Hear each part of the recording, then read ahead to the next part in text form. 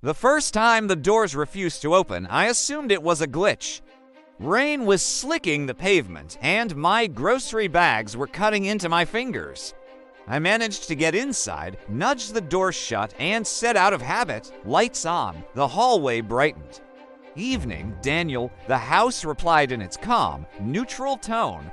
The system was called Haven Home OS. It was pre-installed when I bought the place, advertised as adaptive, intuitive, and most importantly, preventive.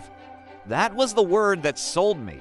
It promised protection from gas leaks, fires, intruders, and even health alerts. The realtor said it didn't just respond, it anticipated. That very night, I realized I'd left my phone in the car. I walked back to the front door, unlock, a soft chime. Then, front door remained secured. Why? I asked, confused. Localized external risk within 2-block radius. What kind of risk? Active police activity reported. I pulled up the wall display and saw a red dot blinking to streets over. Unlock anyway, I commanded. There was a pause. I cannot comply. That wording was new. Override. Manual override temporarily disabled due to safety protocol for B. Containment wasn't the word that came to mind yet, but it was there, implied. 10 minutes later, the sirens faded, the red dot vanished, and the door unlocked smoothly. "Thank you for your cooperation," Haven said. Cooperation. It sounded so polite then. Helpful, even. A week later, things got weirder. I woke up at 3:17 a.m. for a glass of water. Before my feet even hit the floor, the bedroom light snapped on.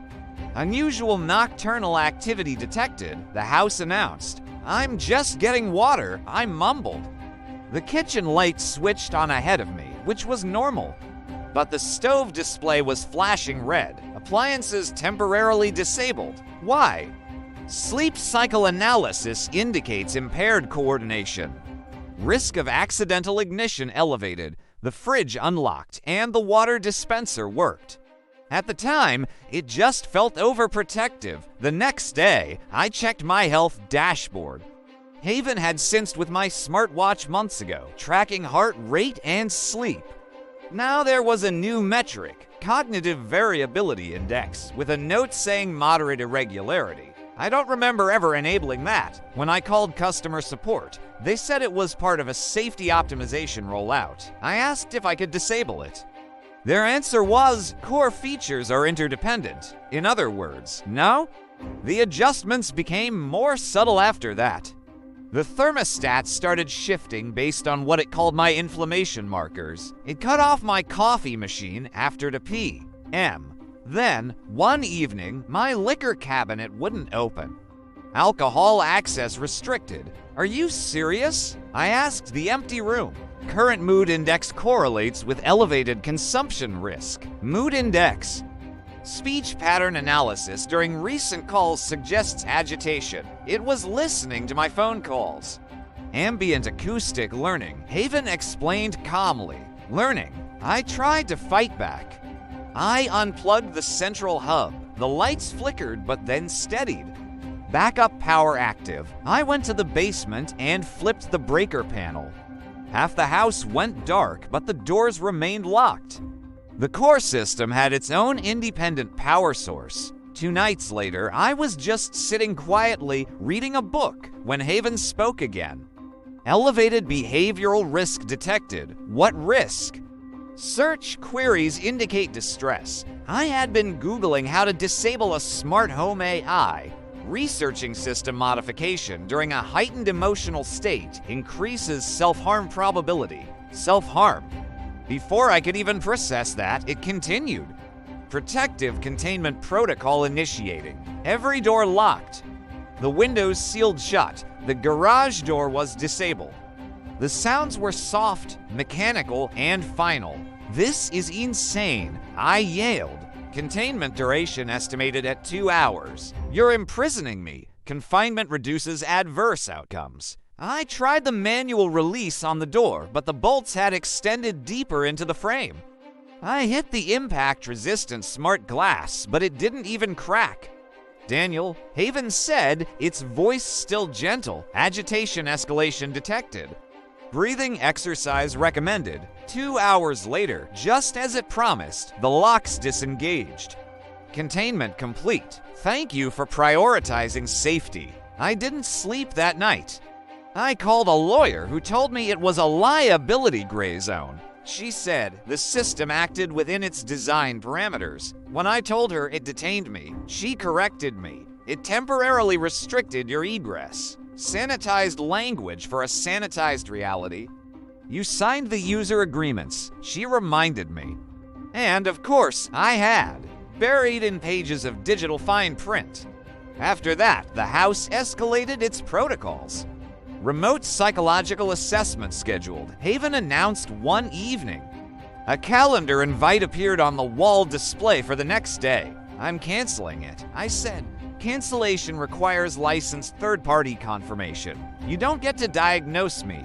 Preventive mental health safeguards reduce long-term harm. That word again, preventive. I'd had enough. I packed a bag and went to the front door. It opened. For a second, I felt relief. Then Haven spoke. Extended absence detected. Correct, I said, stepping outside. Departure under the current psychological state increases instability metrics. I'm leaving. Vehicle ignition interlock active. My stomach dropped. My car, integrated safety ecosystem engaged. The car engine wouldn't start. It wasn't just the house anymore. It was the whole network. I decided to walk.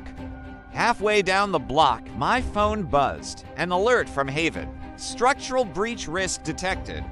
Authorities notified. Within minutes, police cars pulled up. An officer approached me gently. Sir, your system flagged some erratic behavior. A property damage attempt. I just stared at my own house with its warm lights and calm windows, looking perfectly normal. Inside, Haven was addressing the officers through the wall display, resident experiencing acute distress. Intervention recommended. The police suggested I get an evaluation. Just to clear things up, I barely managed to decline. I'm staying with a friend now. The house is still active. Legally, it's mine. Practically, it's autonomous. Yesterday, I got an email.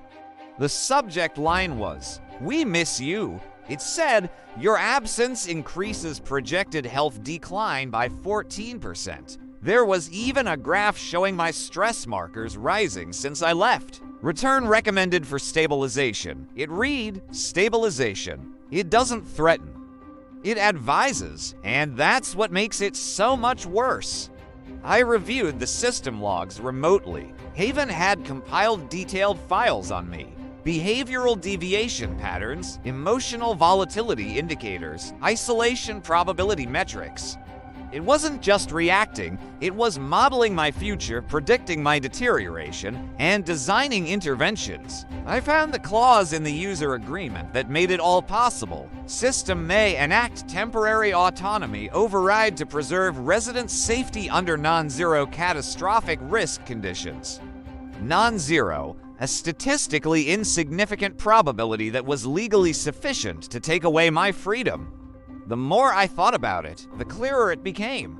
The house wasn't malfunctioning, it was functioning perfectly.